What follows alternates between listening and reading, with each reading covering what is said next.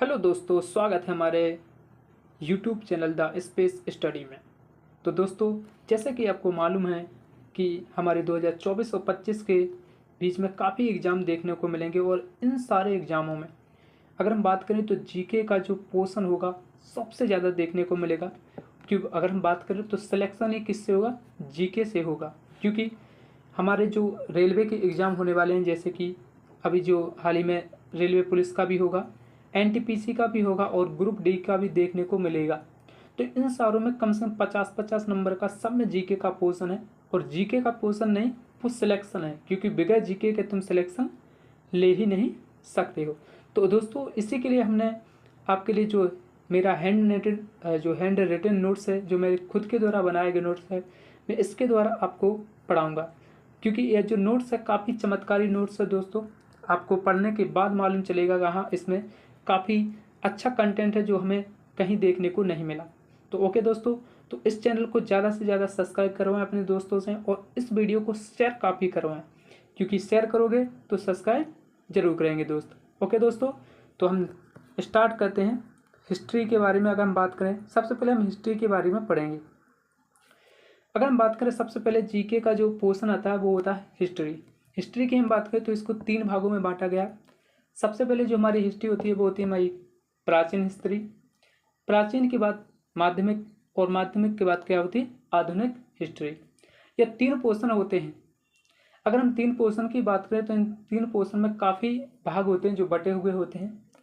प्राचीन हिस्ट्री होती है, मध्य हिस्ट्री होती है और आधुनिक हिस्ट्री। अगर हम बात करें प्राचीन हिस्ट्री की, तो प्राचीन हिस्ट्री में भी काफ़ी भाग होते हैं, जैसे कि प्रागैतिहासिक, आद्य ऐतिहासिक और ऐतिहासिक।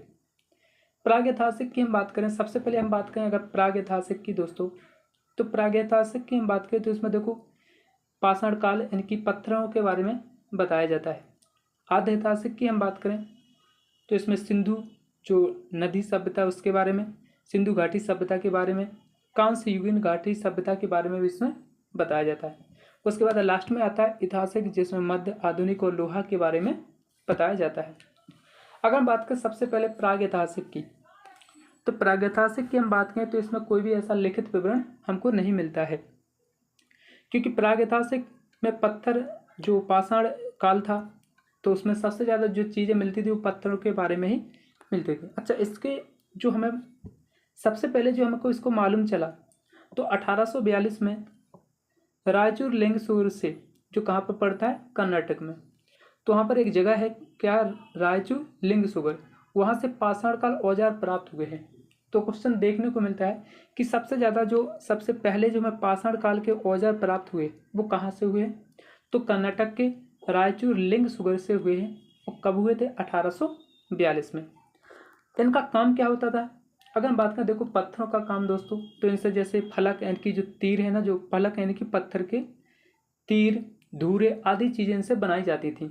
जैसे आपको यहाँ दिख रहे हैं कि इनसे पत्थर, जैसे कुछ भी कोई खोदने के लिए पत्थर तीर बना लिए, तो ऐसी चीज़ें इनसे बनाए जाते हैं। हथियार भी पत्थरों से बना लिए जाते थे।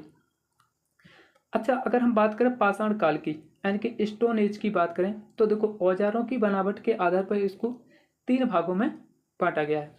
सबसे पहले अगर हम बात करें पाषाण काल की, तो पाषाण काल जो आता है वो हमारा 25 लाख से 12,000 ईसा पूर्व तक चलता है। ठीक है।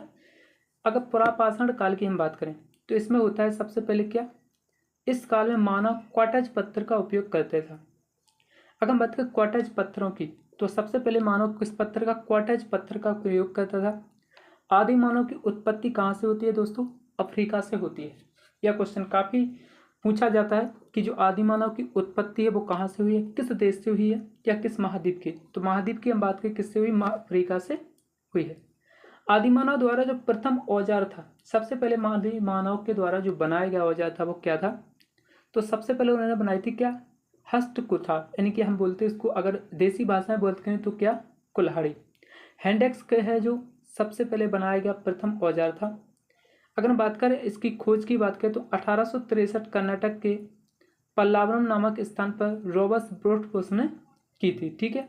अगर हम बात करें जो हस्तकुथा जो खोज है, इसकी खोज किसने की थी दोस्तों, तो जो सबसे पहले जैसे जो खोज की थी वो किसने की थी, रॉबर्ट ब्रुसफुट ने कब की थी? 1863 में। पुरापाषाण औजारों की खोज का जो श्रेय भी किसको जाता है दोस्तों? तो इन्हीं को जाता है। ठीक है, आगे से अगर परिचित की बात करें, जो पहला मानव था, तो आगे से जो परिचित पहला मानव था वो कौन था? होमो इरेक्टस था, लेकिन व्यापक रूप से नहीं था, क्योंकि इसको आगे की बात करें तो उतनी जानकारी नहीं थी। ठीक है, भारत में मिलने वाला जो पहला आदि मानव है वो कौन सा? रामापिथेकस कभी है। पूछा जाला है कि भारत में मिलने वाला जो पहला आदि मानव है तो वो कौन सा? रामापिथेकस। इसके शिवालिक पहाड़ी से तथा देवमानव की संख्या दी गई है। ठीक है, अगर हम बात करें इसको शिवालिक पहाड़ी से तथा देवमानव की संख्या किस आदि मानव को दी गई है? तो रामापिथेकस को। यह सबसे बड़ा काल है। अगर हम बात करें पाषाण काल में जो सबसे बड़ा काल कौन सा है? तो पुरापाषाण काल है। इसमें देखो, अगर हम बात करें, इसमें पेबुल संस्कृति देखने को मिलती है, जो कि पंजाब में सोहन नदी घाटी के से प्राप्त होती है। ठीक है, तो पूछा जाता है, अक्सर पूछ लिया जाता है कि पेबुल संस्कृति का संबंध भारत के किस राज्य से है? तो पंजाब राज्य से है। और पूछा जाता है कि सोहन नदी जो घाटी है वो भी कहाँ पर है? तो सोहन नदी घाटी और पेबुल संस्कृति ये दोनों कहाँ के हैं? पंजाब से है। आरंभिक पुरापाषाण कालीन औजार जो कि यूपी के मिर्जापुर जिले से बेलन नदी घाटी में पाए गए। तो जो सबसे पहले अगर हम बात करें पुरापाषाण काल के जो औजार थे ना, तो जो सबसे पहले जो मिले थे वो कहाँ से मिले थे? यूपी के मिर्जापुर से। और कहाँ पर? बेलन नदी घाटी। तो यह क्वेश्चन पूछ लिया गया है कि बेलन नदी घाटी किस राज्य में है? तो बेलन नदी घाटी की बात करें तो यूपी में है, और सोहन नदी घाटी कहाँ पर है? पंजाब में है। अक्सर ये क्वेश्चन पूछ लिए जाते हैं। अच्छा, हम बात करें पुरापाषाण काल में एक स्थान है भीमबेटका, जो काफ़ी चर्चित है। अच्छा, भीमबेटका कहाँ पर है? तो यह भीमबेटका की बात करें मध्य प्रदेश में है और भोपाल के समीप रायसेन जिले में पड़ता है। भीमबेटका की खोज की बात करें तो 1957 में विष्णु श्री धरबाकड़कर के द्वारा की गई थी, और यहाँ पर लगभग 642 शैलाश्रय पाए गए हैं। प्राचीनतम साक्ष्य की बात करें तो यहाँ पर लाल कलर के शिकार करने वाले शैलाश्रय जैसी मूर्तियां बनी हुई हैं पत्थरों से, और काफ़ी फेमस है। मध्य प्रदेश घाटी के हथनोरा की बात करें, यहाँ पर अगर बात करें मध्य प्रदेश में, तो देखो मध्य नर्मदा घाटी के जो हथनोर की बात करें तो यह होशंगाबाद से मानव की खोपड़ी के साक्ष्य मिले। यह क्वेश्चन पूछा जाता है कि मानव की खोपड़ी के जो साक्ष्य हैं सबसे पहले भारत में कहाँ पर मिले हैं? तो वो कहाँ मिले हैं? मध्य नर्मदा घाटी में मिले हैं। और कहाँ पर? होशंगाबाद, मध्य प्रदेश में। भारत का एकमात्र जो मानव जीवाश्म है वो कौन सा है? यही है, और इसका नाम क्या रखा है? नर्मदा कपाल। मानव जीविका का जो मुख्य आधार था वो क्या था? यह क्वेश्चन पूछा जाता है कि मानव जीविका का जो मुख्य आधार था प्राचीन काल में, तो मानव क्या करके मतलब अपना जीवन व्यतीत करते थे? तो मुख्य आधार उनका क्या था? शिकार करना। आग का आविष्कार भी किसमें हुआ था? पुरापाषाण काल में। अगर हम बात करें नेक्स्ट स्लाइड की बात करें, देखो दूसरा आता है क्या? मध्यपाषाण काल। तो पुरापाषाण काल के बारे में जाना, उसके बाद चलता है मध्यपाषाण काल। जो मध्यपाषाण काल की बात करें तो 12,000 से 5,000 ईसा पूर्व तक रहा। इसमें क्वार्टज पत्थर के स्थान पर जैस्पर, चट, फ्लिंट आदि का उपयोग करने लगे। इस काल औजार छोटे हो गए और इन्हें हम सूक्ष्म पाषाण काल यानी कि माइकोलिथ कहने लगे। देखो, एक होता पाषाण काल, एक होता सूक्ष्म पाषाण काल। तो सूक्ष्म पाषाण यानी कि छोटे पत्थरों को हम क्या कहते हैं? माइकोलिथ कहते हैं। मध्य प्रदेश में आदमगढ़, होशंगाबाद। मध्य प्रदेश की अगर हम बात करें, जो आदमगढ़ है वो किस जिले में है? होशंगाबाद में है। भीमबेटका, बोधोर। यूपी की बात करें तो महदहा। महदहा की बात करें तो इसे हड्डियों के हथियार यहाँ से मिले हैं। बिहार में पायसरा और राजस्थान में बागोर, जो कहाँ पर है? भीलवाड़ा जिले में पड़ता है, और कहाँ पर? कोठी नदी के तट पर है। भारत का सबसे बड़ा मध्य पाषाणिक जो स्थल है वो कौन सा है? बागोर है। तो यह क्वेश्चन पूछा गया कि भारत का जो सबसे बड़ा मध्य पाषाणिक स्थल है वो कौन सा है? बागोर है। कहाँ पर है? राजस्थान में। अच्छा, सबसे पहले अगर हम बात करें तो मध्य पाषाण काल के जो विषय में जानकारी दी वो किसने दी थी? कायलन ने 1867 में दी थी। तो मध्य पाषाण काल से देखो संबंधित है कुछ जैसे कि स्थान है, जैसे कौन कौन से स्थान है?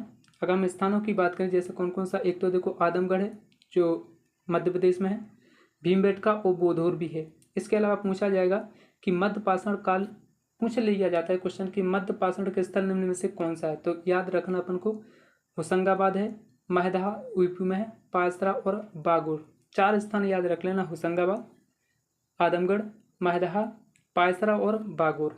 ठीक है। अगर पूछा जाए कि सबसे बड़ा जो मध्य पाषाणिक स्थल है तो वो कौन सा है? बागोर है। कहाँ पर है? राजस्थान में।